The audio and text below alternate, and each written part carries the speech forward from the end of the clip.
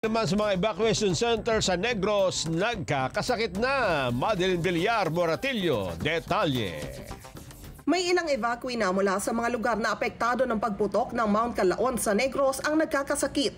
Ayon kay Health Undersecretary Gloria Balboa, ang iba sa kanila ay ilang residente na nagkaranas ng hirap sa paghinga. May iba naman ang nagkaroon ng skin irritation o pangangati ng balat. Pero mababa pa naman aniya ang bilang na nagkakasakit dahil naaagapan ito agad. Ilan sa mga sakit na ibinabala ng DOH sa ganitong sitwasyon ay respiratory illnesses. Ang mga may existing health condition kagaya ng hika, pwede ring lumala kaya dapat mag-ingat.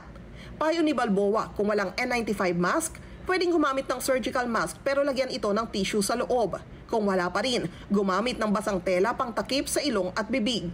Importante yung mask, yes, because it can prevent yung entry nung ash doon sa ating respiratory system. Remain inside their homes, sure, and then isarado yung mga bintana, dapat walang parang butas o ano, mas magandang takpan ng yung wet cloth or damp cloth, no, para mapigil din yung pagpasok. Kung halimbawa namang may pumasok na abo sa mata o na-expose ang balat, payo ng DOH, hugasan ito agad. Kailangan, well, with soap and water, mag-wash, okay, para mawala at hindi na siya magdidikit dun sa skin. No? I-rinse with clean water, it has to be clean din. And then, para mawala yung mga particles na yun, ma-reduce yung irritation.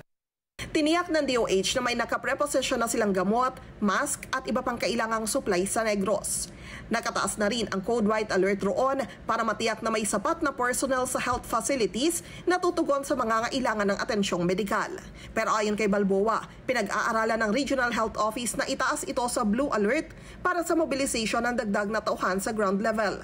Naisaan niya nilang makasiguro na sa evacuation centers pa lang ay maaagapan ang pagkakasakit ng mga residente. Para sa 100% balita, Madeline Villar, Moratillo, matatag, matapang, matapat.